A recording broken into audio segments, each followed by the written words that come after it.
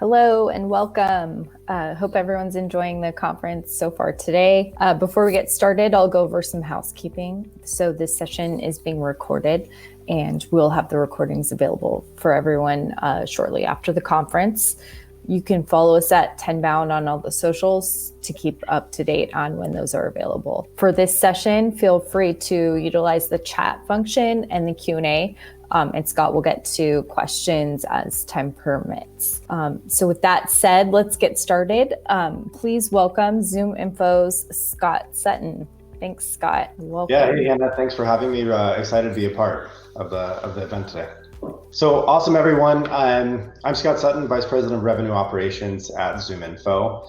I've been there for about 3 years, working to grow Zoominfo, originally Discover.org from 400 people and 150 million to 500 plus million, and now over 2,000 strong.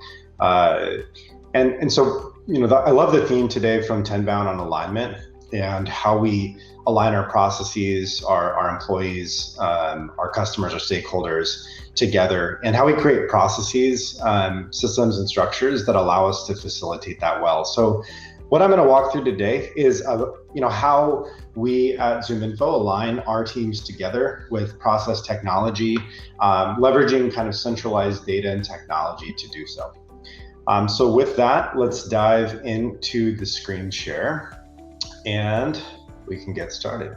Awesome. So as mentioned, Scott Sutton, VP of RevOps at Zoominfo. The agenda today is to go through the data-driven go-to-market framework, talk about how we put the data in action throughout our processes, and then together with our sales, marketing folks and RevOps, how we automate our sales processes to make the most efficient use of our resources, of our data, of our reps, to really drive a high level of engagement with our prospects and move pipeline through.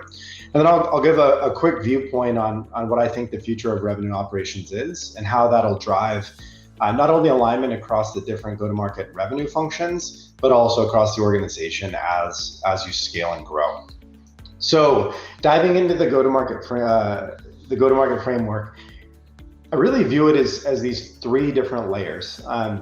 And so at the very most basic level, we have the foundational data that's driving all of our underlying decision making. It's a rich kind of bedrock of data that fuels the whole go-to-market.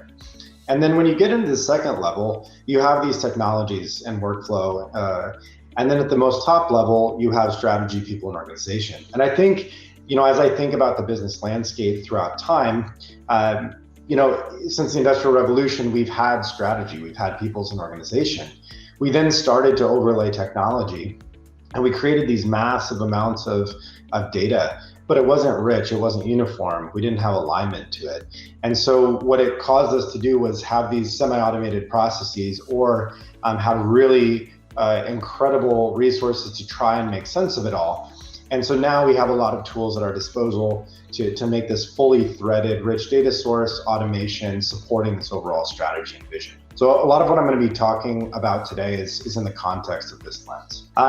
So when I talk about data-driven optimization for us, and we talk about this theme of alignment, it's bringing all of the folks together around the mission of closing new business, of interacting with our prospects, doing marketing, eventually onboarding our clients, and then servicing them and retaining them as long-term clients. And so without that alignment, we really will fall apart. And so what that looks like for us is all the way from demand gen marketing, we're leveraging the exact same data sources and the same data lake, which I'll talk about later, to feed the data throughout the entirety of our process. And so from demand gen, the sales development team is working in concert with those same data sources, those same process and technology, and that flows through again to new business, to customer onboarding, and so on. One of the things that I think that we've done differently, and I would encourage you to think about, is having co-creation process sessions with your cross-functional stakeholders to design out a process and truly understand the inputs, the outputs, the deliverables from each kind of step in the process. If you ever look into supply chain, there's a SIPOC analysis. So you're looking at who are my stakeholders, my inputs, my outputs of every given process. And I think it helps you really understand how people are moving through the process. So with that, we talked about the three tiers. So we have data, we have automation, and we have strategy.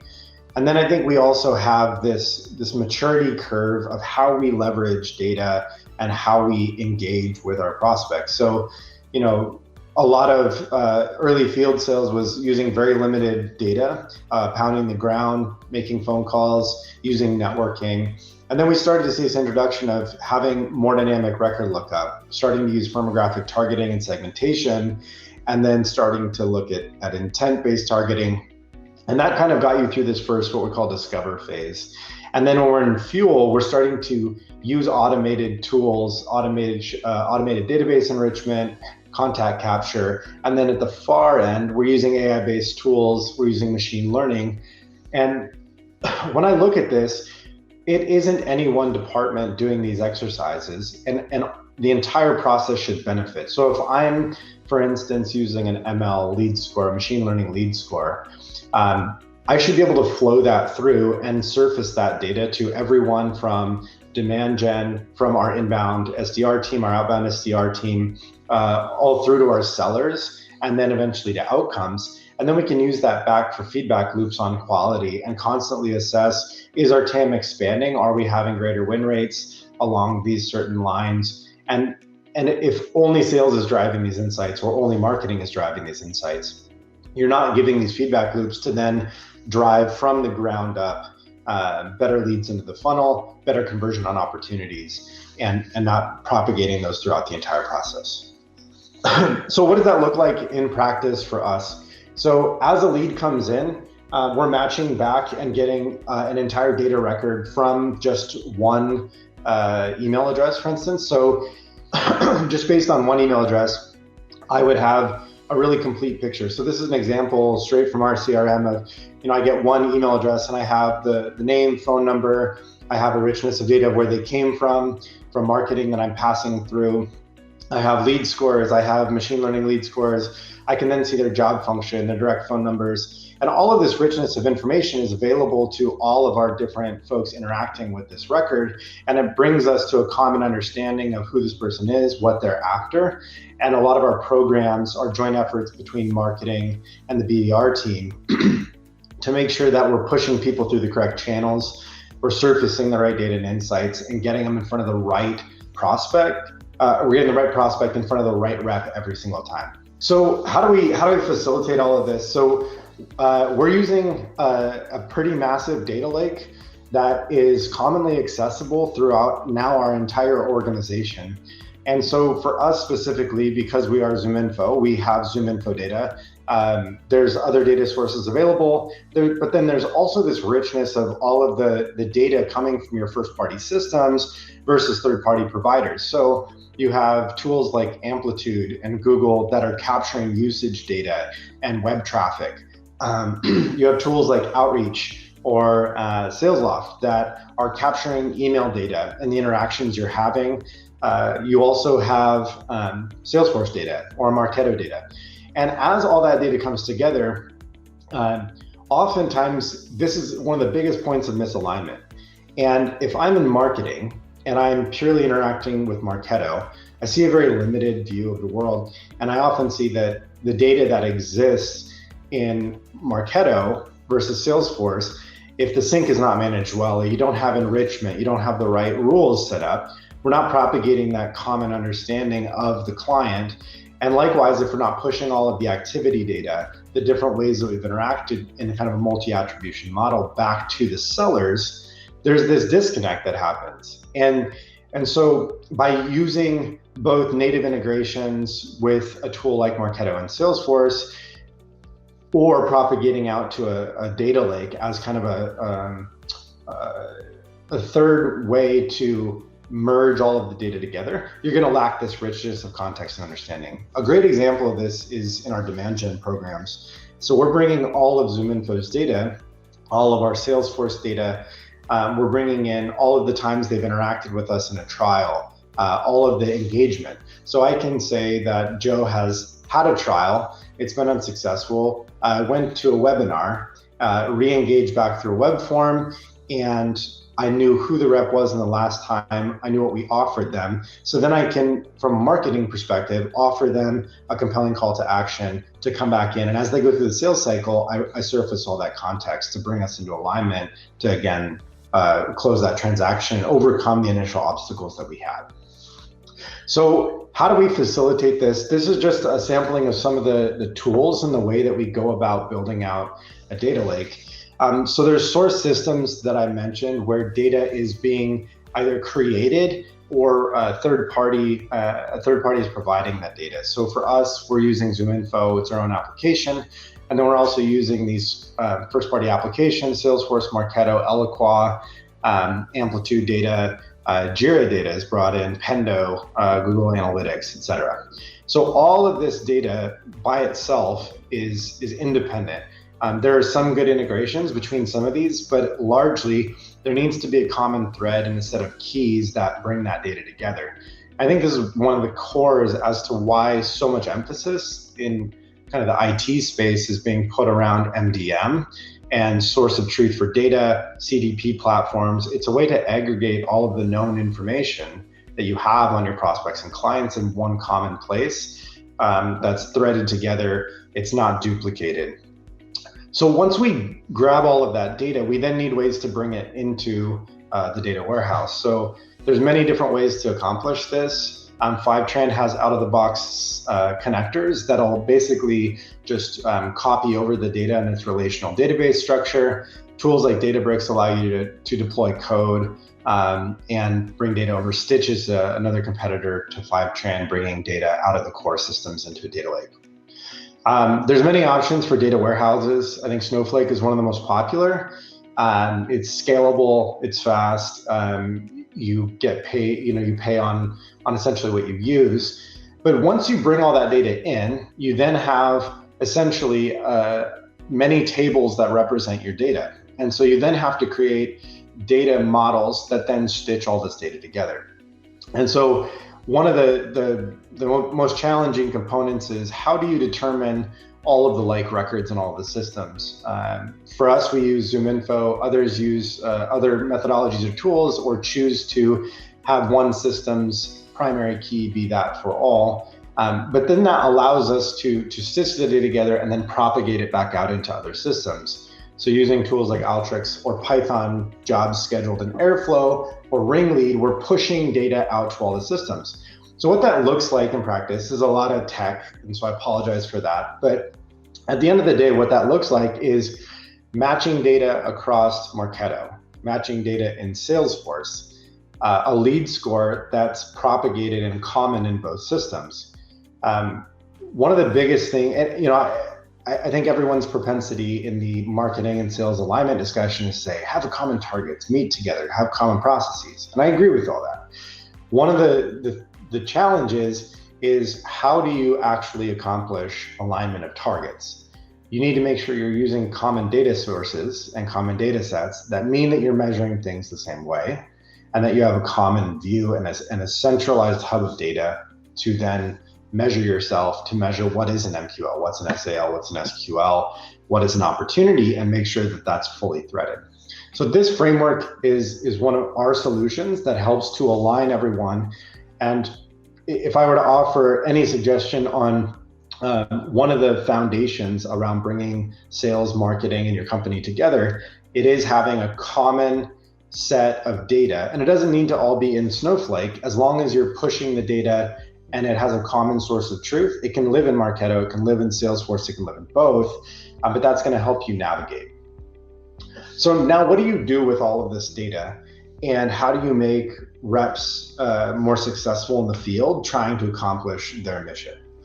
And I see a lot of folks who are kind of SDR, AE roles on here, so hopefully it gives you some insight. So often what we find is a lot of AEs, a lot of SDRs are trying to find the next prospect. They're digging through Salesforce, they're looking online, and what that leads to is kind of an inefficient process Whereas if you can surface a rich data view for an SDR or an AE, or better yet, push targeted candidates into sequences on behalf of the AE and SDR, you're then able to filter for all of the intelligence that marketing knows. You're able to avoid folks that sales ops know have come and no-showed on multiple meetings. You're able to use your data science team's propensity to buy modeling to surface the right accounts and contacts to better arm the SDRs and the AEs in their prospecting efforts.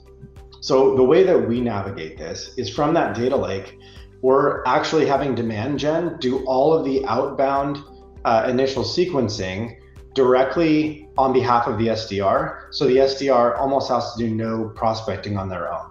And what that allows the SDR to do is have a highly efficient workflow where they're spending 80-90% of their time talking with prospective clients, booking meetings, not trying to write the best email or target the right candidate prospects, or even worse, digging through Salesforce, just trying to be better than the filters. And so this allows us to be a lot more effective.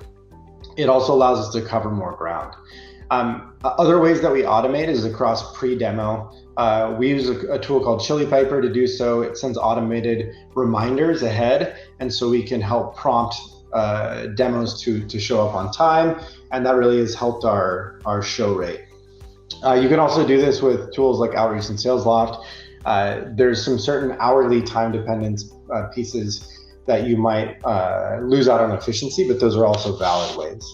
And then post-demo, one of the easiest ways to lose a deal is to not immediately follow up after the demo. So in this case, we have a post-demo follow-up that's taking into account the rich data that we have on what package you're looking for, what persona you are, to help give you a targeted set of collateral to keep you engaged, to keep you understanding what's going on with our product.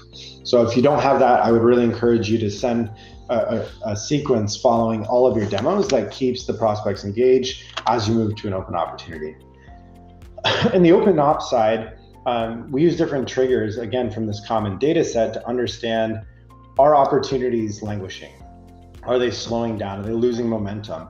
And based on that, we're able to trigger sequences of re-engagement, take additional different types of approaches to get multi-threaded, sourcing additional data from the data lake and help move that up. Same thing with when a DocuSign goes out, we have exec touches that help support that. And again, without that data, it would be very, very dicey to understand, do we have a DocuSign out? Have we interacted with a person in this way? And I think that the accuracy of the data and the richness of the data makes it a lot easier to send these types of on behalf of reps or on behalf of leadership type messages. I mentioned around the deal momentum piece. So sending out specific messaging when you see an op is slowing. And I think a lot of folks would say, okay, other than gut feel, how do I know that an opportunity is slowing down? So, we're using basically scores that aggregate all activity and map all of the different interactions that we have with a prospect or a client. And then we can actually materialize that into a score. And having this view allows the seller to not have to necessarily go to marketing and say, I'm feeling this deal slowing. Go ahead and send out a cadence. We all have this common data-driven way to understand opportunity progression and activity. And so based on these scores, if we see it start to slow, marketing can come in and actually load in a sequence of re-engagement to drive the deal forward. And having that common data platform makes it so that we're not relying on humans in this case to have to communicate. We're all having a common lens of how the deal is progressing. In this case, this is a very normal curve of a sales cycle. As things pick up progression, and then as it gets more complicated, perhaps for more stakeholders get engaged, it might slow. And rather than slow to a halt and fall off, we're able to, in this case, in the October 12th timeframe, re-engage and pick that deal up, eventually closing right around that October 19th date. And that can be the difference of closing a deal or letting it fall off and lose steam. So a little bit about the future of RevOps and kind of, this is more an opinion of mine, but how I see it progressing. So at Zoominfo, revenue operations is not quite your traditional sales operations team where we're we are doing a lot of the core functions. We're doing process design. We're looking at the metrics. We're doing data visualization. We're actually rooted much deeper in technology. And when we look at what is best in class for revenue operations, we're actually not necessarily looking at what is best in class for revenue operations. We're looking at what are the best in class components that make up a world-class revenue operations team. So if I explain that, one component of our job is data science. And so that means having dedicated data science that's leveraging the best practice principles of machine learning development and execution. In doing our Salesforce build work and development, we're using DevOps principles, using tools like Capado and doing CI/CD, using Agile and having Scrum Masters. We're using design thinking and lean principles taken from Toyota Production System and manufacturing engineering, because those are world-class, not necessarily looking just at the sales operations or revenue operations world. And so that's kind of the tech side. And on the sales side, for sure, we're looking at sales enablement, rev gen, customer journey.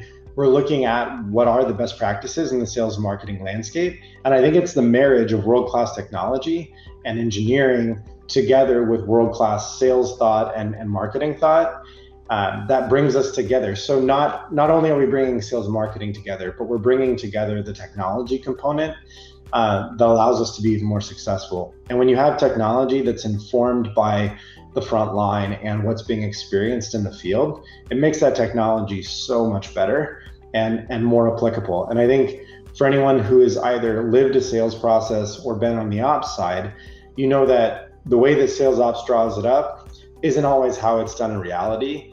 And the communication and the understanding of both sides, knowing what the intent was and the execution, allows a better process and system to be made that's going to have a better outcome ultimately. So beyond that, what is kind of the next wave of revenue operations? And I think one thing that we've done at Zoominfo that I'm really proud of, and I think is going to help us grow and help us push go-to-market excellence, is the idea of prototyping and being able to build things that haven't existed from a team and department structure standpoint. So there have been a number of growing pains or challenges that the business has experienced from a go-to-market perspective. And we've been able to very quickly, leveraging these processes, actually build out an entire new team and function, instrument it with technology, build data analytics around it, and then adapt the overall business process and structure to include this new function that's not yet been seen kind of in the RevOps space. So I do think that's what the future is, having a modular technology stack, a common data platform that allows you to prototype, iterate, and build brand new departments, functions, and really innovate beyond just kind of the traditional sales ops, RevOps kind of lane. So with that, I'm going to kick it over to any questions that you all have, and we can go for 10 or so minutes on those. Hey, Scott, I didn't see any questions coming in yet, but while we're waiting to see if anyone wants to jump in there, just wanted to remind people that they can go to the Zoominfo booth after the session too and continue some of these conversations. And just if you're looking for it in the conversation tab, if you go to Q&A is where you can drop in any questions that you may have. Yeah, maybe you covered everything. Awesome. Well, unless anything else pops in, it's been a pleasure. And yeah, thank you very much. Yeah, as always, you can reach out on LinkedIn. And if you have any follow-up questions, I try to. One popped in. Way right. I may have missed it, but does RevOps include ops? The debate around the definition of RevOps has been well covered with many opinions.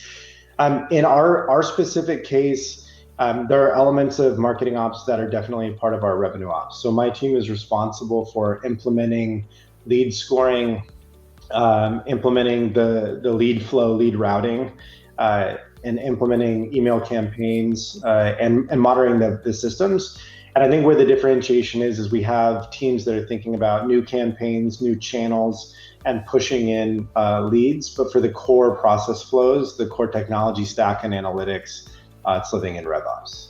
And Ray's follow-on question was, how about CS Ops at Zoominfo? Yes, that's also part of the revenue operations team. We actually went so far as having what we're calling a full stack delivery team, where I have a director who's dedicated to CS ops within the RevOps team.